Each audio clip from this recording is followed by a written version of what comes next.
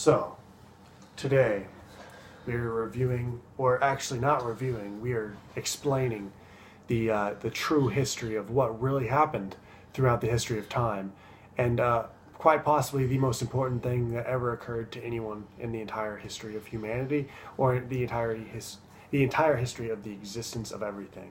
And you'll realize that they don't teach you this in school. They are purposely trying to keep this out of our classrooms. Yeah, and it's time to reveal the history. And it's time to pull away the curtain Yep. on the past of the double G. Exactly. So let's kick it off. All right.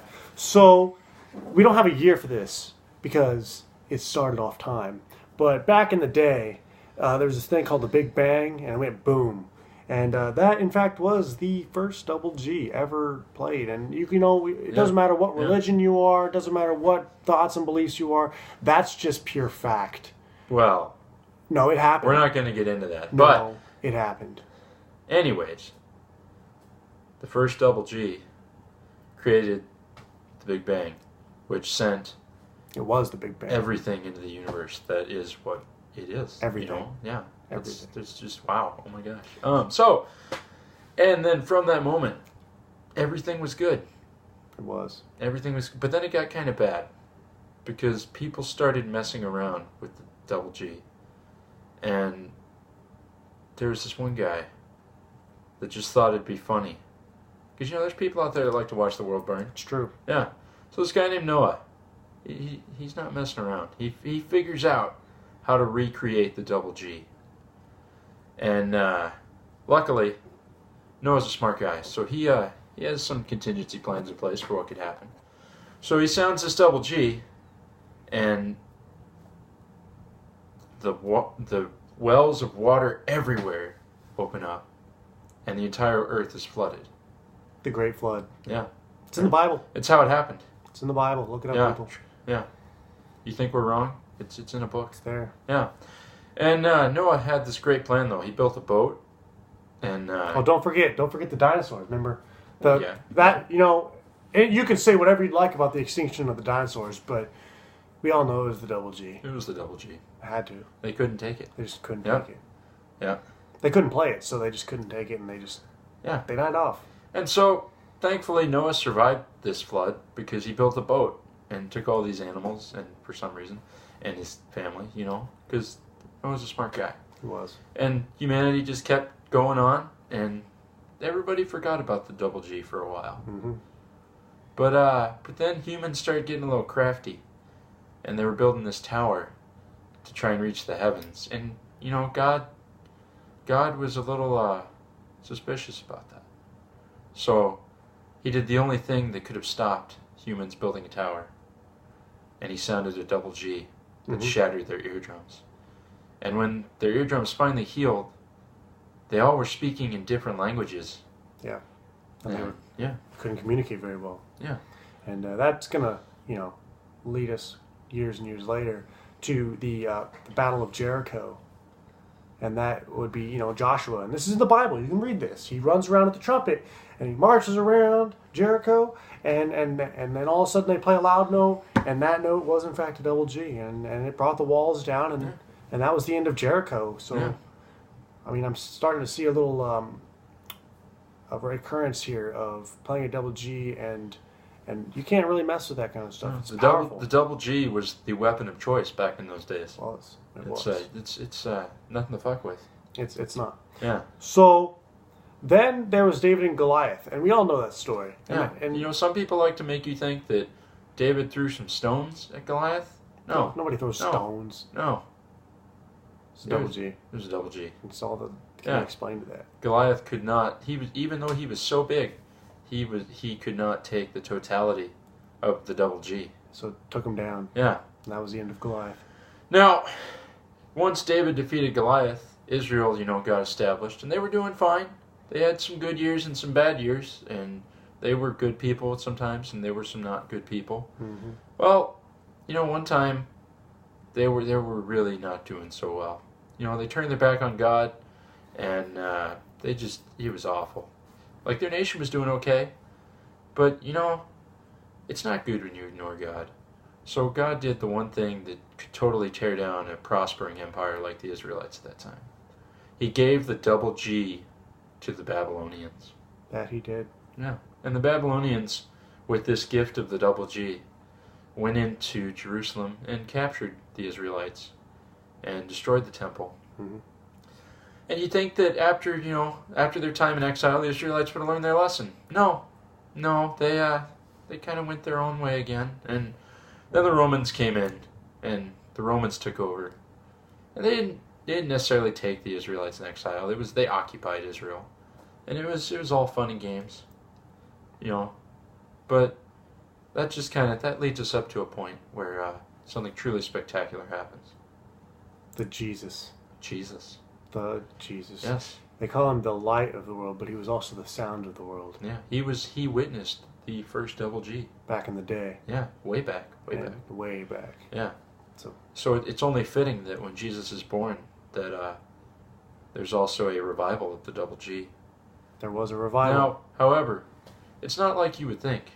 Jesus doesn't just come in right away and start blasting off double Gs. That's not how Jesus is. That's not what he does. No. Jesus takes some beatings. I think it's really hard. The Israelites really don't think that Jesus is going to be the double G. And this happens today. Yeah. Some of us lead trumpet players, man. Everyone's like, oh, they're so cocky. Oh, screw them. And we get ridiculed for this, man. And it's the same thing. It's history, man. Yep. Jesus was with us. So be careful next time you're insulting a lead trumpet player for doing lead trumpet stuff.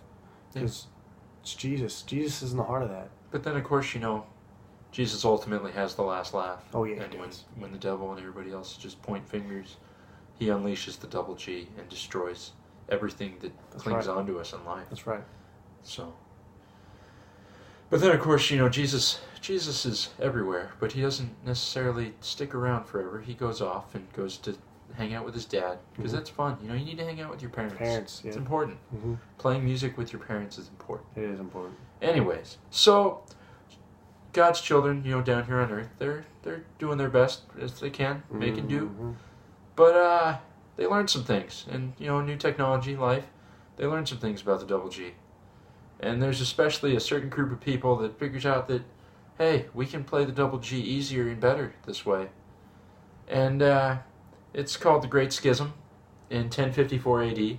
This enter the argument of pressure versus air. Yeah. There's the old school fuddy-duddies that say that the best way to play double G is just to squeeze the crap out of it. Mm-hmm. And sure, there's a time and place for that. And it was in its heyday. But then comes along these hip new crowd, the Eastern Orthodox and the Russian Orthodox, whatever, the Orthodox Church, as we understand them. And they start talking about this thing called air. The old fuddy-duddies didn't like that. And they dug in their heels. And ultimately it just led to this huge separation. Obviously it's called the Great Schism. Mm-hmm. And sadly, there was the East and the West split. And the church was never the same. They just couldn't decide on how to play double G. But time goes on. By almost 500 years goes by. And East and West are living, coexisting. Sort of, yeah. But, people still aren't all that happy in the West in Rome. And you think that maybe this would be like a revival period for them. But in 1517, another Reformation starts, the Protestant Reformation, by good old Dr. Luther. And Luther has rediscovered some of the writings and teachings that say that air is the way to go. Well, Rome still doesn't like that. And they're sticking to their guns. Mm-hmm. By George. As us solid Catholics do. Yeah, they're sticking to it. And they say, well, you know what, Dr. Luther? You either need to come back to the fold and side with us, or we're done with you. And Luther said, I believe in this, and I'm sticking to this. Mm-hmm. And until you can tell me that air is not the way to go, then screw you. Yeah. And so then, of course, Luther got kicked out, and it was a whole ordeal. But so there's still today this great debate between air and pressure. It's we're still 2,000 years, and it's still going on. It happens. So then in 1603 there was the rise of the oh, let's go conquer all these lands and Colonialism. And what that was all about was, these savage peoples as they saw them, the Aztecs, the Maya, the Incas, all them people, they were doing their own thing, but they weren't playing double G's. They were at the same level. They were hitting C's. They were hitting C's. Yeah, but they weren't hitting double G's. They weren't hitting G's. Oh. So that's when Columbus. I'm not a big Columbus fan, but he decided that it's time to go force them to go play double G's and get them on a different level and be on the same level as everyone else. So that hold on first. Columbus first had to discover. So once Columbus discovered that these people weren't on the same level as he was, it was only then when he discovered he had to do this. So he had to do this. Yes. He ended up killing most of them because they just weren't at that couldn't level. Get it. Yeah. So that pressure system that Columbus was trying to push on them, it just wasn't sticking. So he killed them, and he was a very, very bad man for that because we all know how to. We don't know, but he killed them all off, and it was not a good day for them, needless to say.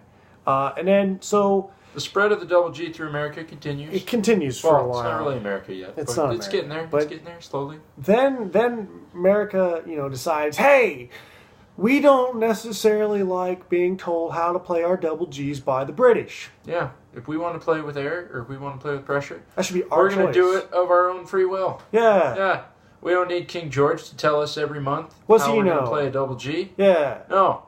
Yeah. So they met in Philadelphia. And they sat down and they said, how are we going to tell George we're going to play these double G's? I mean, I think they just said, George, we're not having it. Yeah. We're done. We're calling shenanigans and we're done. Yep. Yeah. We're going to play it how we want to play it. And they did. Yeah. And we know how that worked out. America triumphs. Woo. God bless America. 1776. Yeah. And then, of course, things are getting a little complicated, though. Because things in America, people are stupid. Mm-hmm. And, but, one man helped trump out the stupid. Mm-hmm. And that man is Andrew Jackson. Yeah, he was. Yeah. See, there were some people in South Carolina that weren't too thrilled with what was going on. Mm-hmm. And they said that they were going to secede and leave because they didn't want to play double G's anymore. They were content with doing their C's and D's. Lame. And Andrew Jackson wasn't having none of that. Mm-mm. So to show how serious he was, he said that he would march the entire Union Army down there and stamp out South Carolina to set an example to what happens. He was going to put the hammer down. Finger down. Yeah, it's going down. And needless to say, that stopped that instance. Mm-hmm. But in about 30 years, Abraham Lincoln was not as successful, and it took him about 4 years to stamp out the other things that happened. The other things. Yeah. We all know how that went. So, then we kind of had, in certain instances, the little thing called the Industrial Revolution, which, introduced the valves to the trumpets and all that, but that's not important, really. I mean, double G's. Double G's are still double G's. Double G's. Ah. You play it open, really. Yeah. I mean, there's really no big deal about valves. So then we come to, May 4th, 1928. And a hero was born. Yeah. His name was Maynard Ferguson.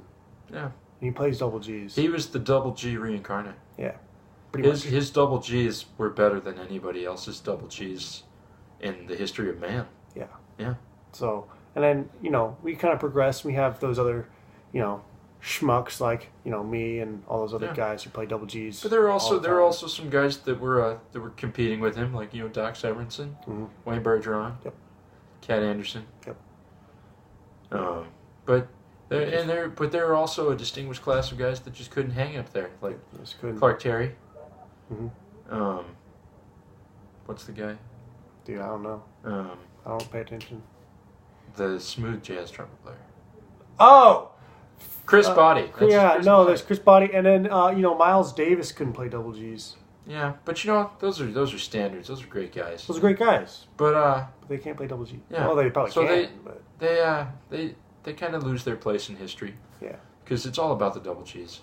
I mean, just ask Arturo Sandoval. Let's be honest. High notes get attention, and finesse everyone's like, oh, cool finesse, but high notes get attention. It's true. And ultimately, Maynard takes us up into the 2000s with his double G's. Yeah. We were very spoiled by that. Don't forget the start of drum corps, though, where Oh, you gosh. started putting it on the move. Yeah. Yeah, and that's just revolutionary. I mean, that's taking us back to the roots of, Joshua and Jericho is playing double G's on the move, man. That was like marching band taking down walls and stuff. They're gonna bring Lucas Oil down one of these days. J. Bernie Crum Stadium crumbling. Yep. Yeah. It's just wait. It'll happen. Whitewater, It'll happen in our lifetime. Whitewater, Wisconsin Stadium crumbling down. Yeah. So Happens. yeah, but now you're aware, and What now you really know happened. that's the double G, and that's how important it That's- is to history. That's so what really happened. don't let your teachers tell you different. Mm-hmm. Make sure Because- you educate them, Yeah. band Yeah. directors, and such. The truth has to be exposed. Yep. So with that, now that you're, educated now, Yeah. and history keeps writing itself, so there's going to be more. Yeah. So, And whether you play double G's with pressure, or whether you play it with air. dude, I play both. I just use both. No. There's no. No, that's not. Whoa. You can't do that. That's progressive. Ugh. Just, How dare I? We're- How dare I? just stop. We're not going to get in this right now. Okay. All right. Okay. All right. We're done. We're done. So But remember, double G's are the foundation. they are the way, the truth, and the light. Whoa. Let's not go there. But we'll leave it at that. Alrighty. Thanks for watching. Stay tuned for more.